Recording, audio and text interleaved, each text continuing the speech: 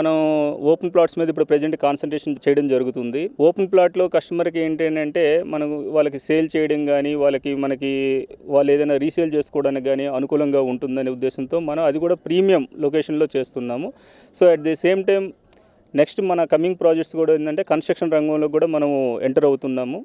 ఇమీడియట్గా అంటే ఒక పర్టికులర్గా ఈ రోజు ఆ రోజు అనుకున్న ఒక డేట్ చెప్పలేం. By the end of 2026 we will start another construction project. Present మన ల్యాండ్ రెవెన్యూస్ విజన్ వచ్చేసి ఏంటంటే మన కంపెనీ పరంగానే మన కంపెనీ మీదే ఒక అపార్ట్మెంట్ అనేది కన్స్ట్రక్షన్ చేసే ఆలోచనలో ఉన్నాము. ఆల్రెడీ ల్యాండ్ సెర్చింగ్లో కూడా ఉన్నాము. డెవలప్మెంట్కి తీసుకుంటున్నాము. 40-60 రేషియోలో మనం డెవలప్మెంట్కి తీసుకుంటున్నాము.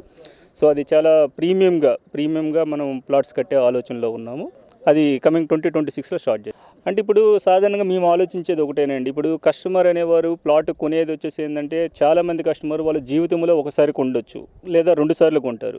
బట్ మేము వచ్చేసి ఏంటంటే ప్రతి కస్టమర్ కూడా మేము వారానికి 2-3 ప్లాట్లు చొప్పున మేము కస్టమర్లకి అమ్ముతూనే ఉంటాము.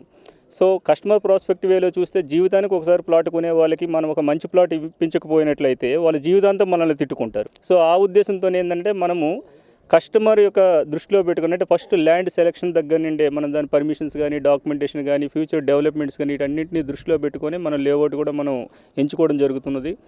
దానికి తగ్గట్టుగానే మనం డెవలప్మెంట్స్ అన్ని చేసి కస్టమర్కి ఇవ్వడం జరుగుతుంది. అంటే ఒకటే కస్టమర్ ఏంటంటే ఈ వేరే ప్రోడక్ట్ లాగా సరే ఇది మనం కొన్నాము పోయింది పక్కన పడేసి ఇంకోటి కొనుక్కుందాం అనే ఆలోచన ఉండదు.